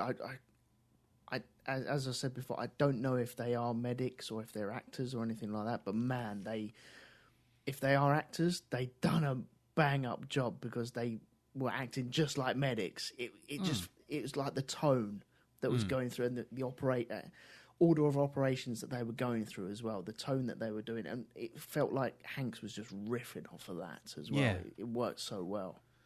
Yeah, I don't know if I don't know how that kind of came about. I'm kind of almost desperately looking through Wikipedia now, but yeah, they don't. Hold on, the hospital corpsman Danielle Abbott. Yeah, it doesn't say. She's got no other Wikipedia thing. Oh no! It's actually, here we go. Yeah, in 2013, she did there was an interview in Navy Times. She's actually a hospital corpsman, a corpsman. Yeah. So there you go. So sailors share screen time with Tom Hanks in Captain Phillips. NavyTimes.com. There you go. So that's why it feels so realistic. That's why it feels so real. Yeah. So there are actual Navy people on set. There you go. Well, I mean, there you go. What did you guys think of Muse as an actor as well, and like the juxtaposition to Tom Hanks's Captain Phillips? Well, go on, Jim. I've had too much gabbling. Go on. I think with Tom Hanks, he is always Tom Hanks, but at the same time, I think he's had such a varied career, and he's done so many different types of film. Even though he's probably one of the biggest stars in Hollywood, he can still sort of disappear into a role, and you don't have that safety net of going, well, Tom Hanks won't get the shit beaten out of him. He won't get a bullet in the head at the end. Which is funny, where I was. Yeah, it was that he's kind of, this could really go badly tits up. Is it? What kind of film is this? You know what I mean? And I think kind of what I particularly liked isn't there is no Hollywood ending. There's no saving the day. And that last scene with him being checked out and going into shock as okay, it's over, and then the emotions start to overwhelming. I mean, that was just a masterclass in acting. Yeah. I mean, yeah, I think he was amazing in it, Tom Hanks. I mean, but I would say that the Barkat Abdi, it was interesting to watch his performance because, again, he could have easily been, how can I put it? He could have easily just been a scene-stealing, sort of moustache-twirling villain. Mm-hmm. And it goes back to what I was saying before about the sort of trying to empathise. We're sort of showing the village before everyone rolls in, then showing this guy as being sort of both driven, because as soon as the company man, but the gang leader says, "Oh, I'm not going to give you my engine, and you're going to call me a coward," and he beats the fuck out of him. Next thing you see, they've got 2 engines. I mean, there's a lot of moments where the film could go into those action movie tropes and really sell him as just like the hiss villain, boo hiss. Yeah. And there's a couple of moments, especially towards the end on the lifeboat, when it's not just that he's evil or he's driven or he's trying to earn money or whatever, but it gets to a point where you've reached that sort of understanding, but he says it anyway, which is, I've come too far. It's gone too far. And I thought that was a really interesting moment, because you go, and again, this is what I was saying about that sort of 1 minute the film wants you to empathise with them. They've been driven to doing this, and Abdi really sells that of this guy who, he's out of his depth. He knows he is. But he knows that the best way out of this is to just follow it through, do the easy gig of sort of capture the man, get the receipt, get the ship, get the money, and get the fuck out. Yep. But now it's all gone Pete Tong, and he's got no way out of this. But he's trying to do the best he can and try and keep Phillips alive, because he knows that, despite all the bravado, you kill Phillips, then that boat, those 3 massive cruisers that are like 60 times bigger than that, 60 times taller than that fucking thing they're in, would immediately get detonated from like orbit. Yes. And I thought it was a really good performance. It was the one, whereas as Jim, as you pointed out, you get solid Tom Hanks performance, and he and as you say, Elton, he kind of disappears into the role. But Abdi is one of these guys. Like I say, it would be easy to just disappear into a role and go boo hiss, he's the villain, and go, I'm going to kill you, I'm going to kill you, I'm going to kill you, over and over again. But every now and again you get those flashes of a man who's nervous, out of his depth, and realises shit's gone too far and he's got no way out of it. But he's got to make some move. He's got to do something. He looks out of his depth all the way through it, even on the bridge of the ship. There's moments where you look at him and he's going like, I'm the captain now. And that was all ad-libbed as well, wasn't it? Look at me. I'm the captain now. Yeah. But it comes across as he's saying these, but he still doesn't believe these words just yet. No. He hasn't got full control because now the motors have stopped. So, why did that happen type thing. So yeah. I think he comes across as, he's portraying a big man, but really in his head he's going, oh shit, what do I do now? I'm making it up as he goes along. Yeah. I mean, it's funny because that really comes across in that bit when he's like, when he sort of goes, oh yeah, what's happened? What's wrong with your ship? What's wrong with your ship? And everyone, and Tom Hanks is sort of ballsing out and just going, I don't know, it's broken. We pushed it too hard. And all of a sudden he just does that thing which I'm sure we've all done, which is you just go around pressing random buttons hoping that something's going to happen on the console. Hoping that something's going to kick off, and you'll go, "Ha! You've been lying to me." It's the equivalent of me lifting the bonnet and going, yes, it's probably that. Yeah, taking the oil dipper out and just going, putting it back in, making sure that the spark plug connections are all attached. Yeah, checking that fuse for the 10th time. No, it's still not blown. No, it's still a mouse. Yeah, the mouse is still connected. And I thought little tweaks and twitches like that were really, really interesting. And I thought that was very, very cool. I thought because it does humanize him in a way that I think, if I'm honest, the other guy, Crazy Eyes guy, he was the kind of character you see in all of these types of movies, from Mr. Blonde in fucking Reservoir Dogs right the way up. There's always the one live wire nut job who you've just got to go, oh right, he's the one who's going to be right to the end and going to lose his shit and everything's going to go wrong because of that guy there. It's a great role to play, but I think it's the most unrealistic one. It is. It's the one where it's sort of chewing the scenery to the point where you almost expect someone to go, he's behind you. Oh no, he isn't. You know what I mean? But yeah. But I was going to say, I love this film. I thought it was really good. I don't think I've unclenched my my buttocks from last night from watching it because I'm still that tense. Cool. But I loved it. I thought it was really cool. I didn't realise Abdi, he's in Blade Runner, isn't he? Yes, he appears very briefly in 2049 as the guy who... Well, if you've not seen it, I'm not going to spoil it for you. No.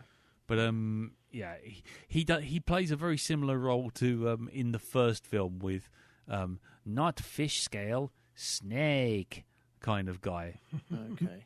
I won't tell you what he's actually checking or doing, but it is that kind of... in Blade Runner, the first one, when Harrison Ford's got the scale, Mm-hmm. and Yeah. they say no, it's not a fish, it's a snake. Right. He does a very similar kind of role, but he's in that, and he's in the anime version, the Black Lotus or whatever it is as well. Yeah, I was just looking at that. I was wondering if that's like a live action or anime. No, it's type thing. anime, and it looks like basically someone made an anime and then went, oh yeah, it's Blade Runner, honest gov, and then just stuck some shots in CG that look like the original Blade Runner. That's got some names in it though. It's got Brian Cox and Josh. Was it Dunham? Dunelm Mill or whatever his name is. I don't know. Yeah, well, maybe. I mean, we're getting off topic slightly, Sorry. but no, it's all right. I don't mind. I was going to say, for my money, anime has to do something interesting. And when I looked at the trailer for that Blade Runner, I looked at it and I just went, "That's anime doing anime stuff, which I've seen 1,000 times before." And then it goes, "Oh, look, here's a shot of the Bradbury building. You know that bit that you see in Blade Runner when they go up in the lift." Oh, and here's a car going over that bit that looks like the LA Police Department. Oh, look, like Blade Runner, that shot that you've seen before. Just to remind you that you're in a Blade Runner anime. Yeah. But in the meantime, here's an anime lady with very big eyes, floppy blue hair, and a samurai sword, and some random rain. It's just like, oh, we're back to that then. Right. But let's quick, let's make her car a spinner. Okay, oh, yeah, all right. Right. Anyway, changing the subject. Anyway, has anyone got anything left to say? Anything they want to point out about this movie, or shall we move on? No, I think I'm done. I really enjoy this movie. I am glad I picked it. Yes, so am I. And I think next time I watch it, I still watch it on my own because it's far too tense. Because that release at the end is just incredible. Yeah, I didn't feel emotional. I felt relief. I'll be honest with you, but I had all like the tight neck and stuff like that. All my glands started swelling up weird. Sorry, hang on. In my neck. Don't you ever get that feeling of, oh my god, I don't want to cry, but it's right there. Yeah, it's right. Yeah, there's a tingling behind the sinuses, just behind the eyes. Oh, here we go. Yeah. Any last comments from you, Jim? Any last points you want to bring up? Not really. I don't want to overriding things was kind of I thought what it captured very well, and you very rarely see in movies, even like realistic quote unquote movies like this one, is the absolute stupidity of crime. Yes. Yes. Absolutely. It's, these guys, while you might have some sympathy for the background, at the same time you think, well, for fuck's sake, this is amateur hour. Oh my god, this is worse. They really do not know what they're doing. Yeah. But the thing is, actually, that makes them more frightening. Yeah. Because they are so in over their heads, and to get in the lifeboat and then manage to go with like no water or food. Yeah. It's like brilliant. And, do you know how far it is to Somalia? No. Do you know what a knot is, fucko? Oh, you've got no shoes? Probably not. Fucking hell. Yeah, I know. You're raiding a boat. Find some fucking shoes. That's right. Have you seen Die Hard? Come on. Yeah, and I know. I'm in a floating, self-contained, sealed boat. That means I won't sink. I know. I'm going to bash the window open rather than just open the back door for a bit of air. Jesus, and do it with a loaded gun. Yes, it's like fucking hell. Exactly. Yeah, no, I have to say that kind of criminal portrayal was really interesting because it was so shambolic and amateur that almost made it real as well, because you're sitting there going, well, hang on, 4 guys trying to take on potentially take on like a crew of anything up to like 40 on a tanker, and you're thinking, what kind of idiots are these? And then you realise, obviously, because they got the machine guns, they got sort of that cocky confidence. And they've obviously done this with other boats before and know that people won't put up resistance. But no, it was interesting. That was really cool. And yeah, amateur hour for sure. But like I say, it's that, I think that's the problem we have. We're watching an action film by an action director, but it's actually a true story. So you're kind of having to sort of rein that back in and go, no, this actually did happen. These people were fucking morons. These people did not fight back when they should have done, sort of thing. But you know, fucking Steven Seagal, he was the cook and he took on an entire boat. Oh dear. Anyway, we're never doing a Steven Seagal movie. Brilliant. Okay then. Well, I think that's about it. Did anyone else out there see this film? I mean, I know we got a piece of little clap back from Sean McGowan on Twitter, which was quite funny, saying that the cut scene from this film had the carrier, the boat, pick up Tom Hanks from Castaway at the end. Okay, yeah, gotcha. Which was funny. But yeah, apart from that, if anyone else has got any feedback, anything they want to bring up, anything they think we missed, any points they want to raise, by all means, send in some feedback. Send it into blackdogpodcast.com. There's a feedback section just there. Or you can send us in an email, feedback@blackdogpodcast.com. Or join us on the Facebook group, which is facebook.com/groups/The Black Dog Podcast. Or just hit us in DMs on the Twitter, which is, guess what? Black Dog Podcast. Who knew? Who could guess? Look at this. Corporate synergy. Right, so that's that. And if you send any feedback in, we shall read it out next week. Right, so before we go, it was supposed to be Darren's choice for movie this week, but obviously he's not here. He's off fondling ladyboys in Amsterdam, and so we'll have to we'll have to move down the list, and we'll move on to Jim. And Jim, it's your turn instead. You've jumped the queue. So, what film would you be picking for us for next week?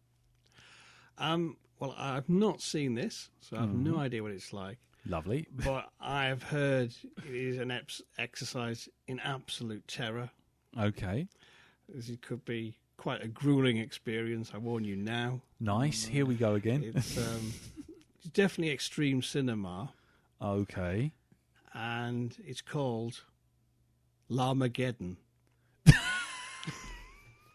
Oh my God.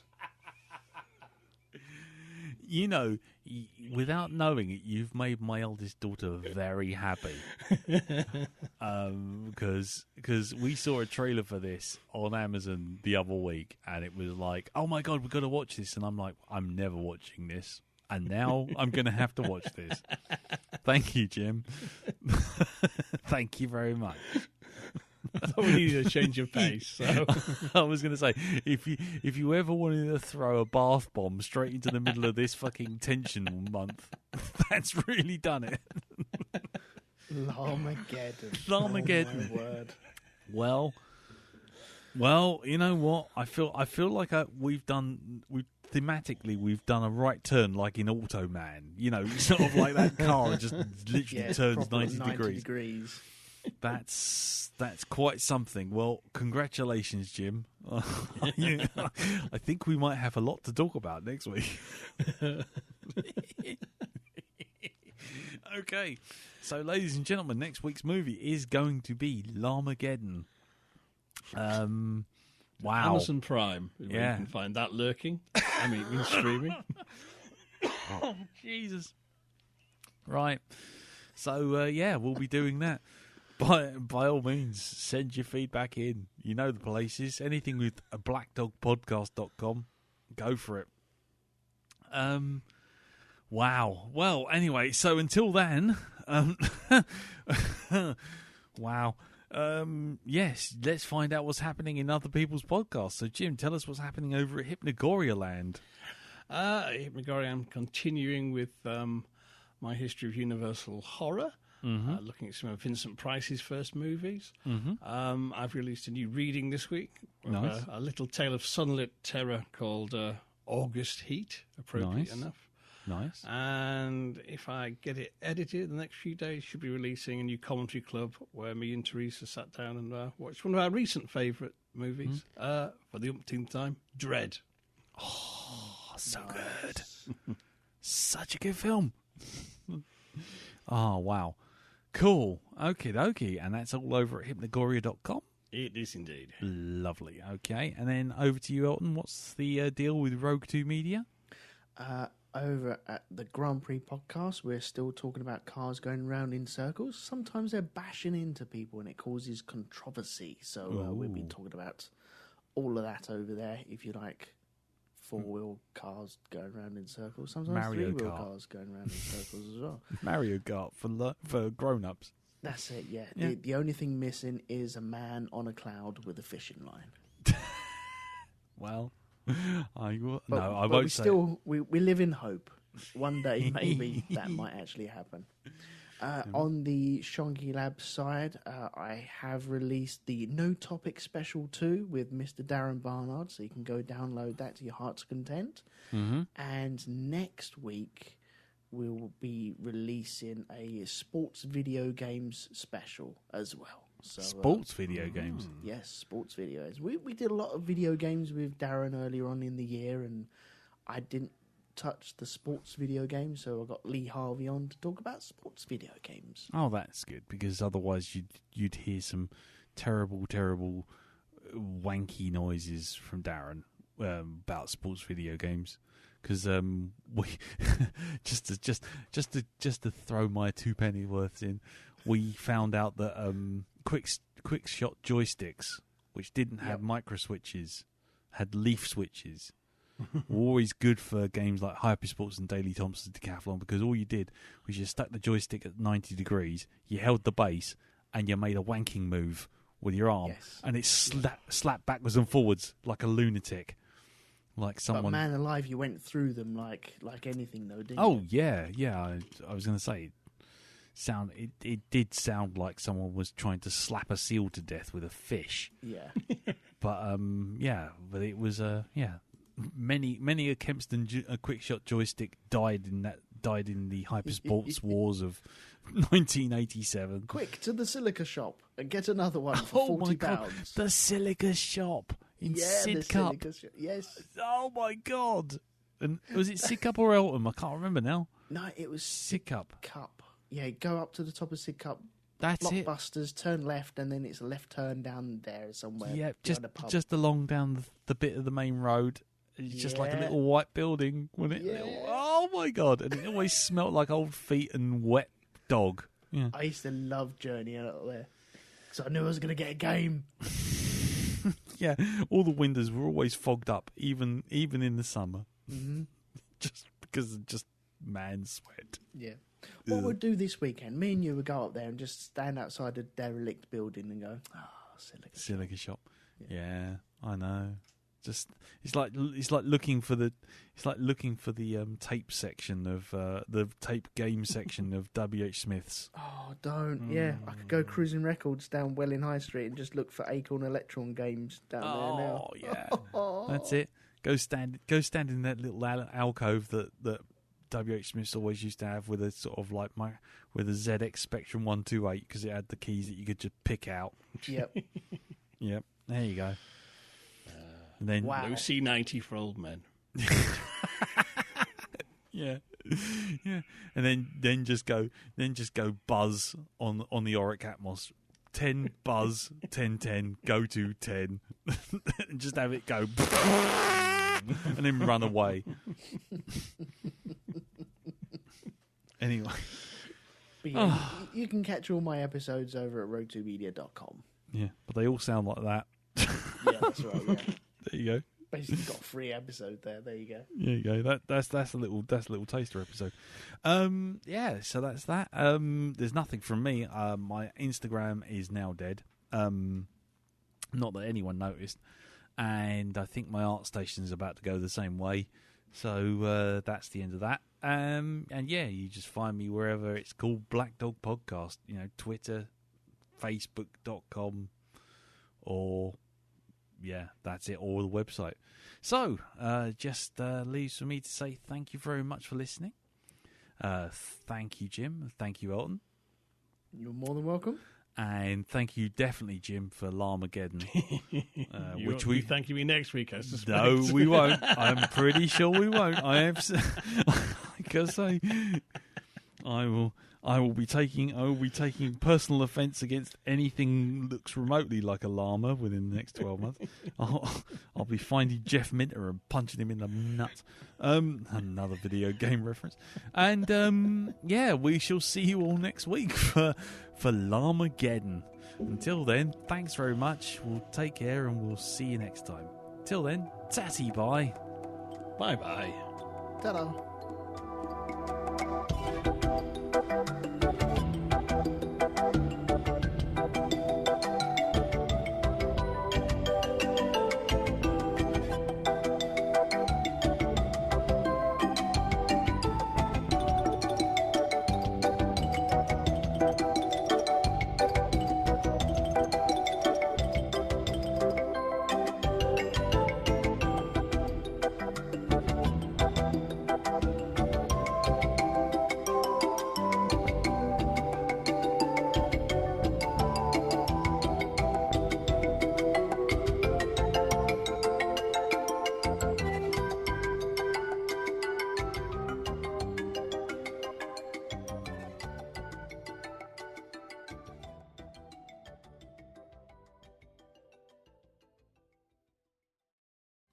Get out of the booth, Jack. No, I like it in here.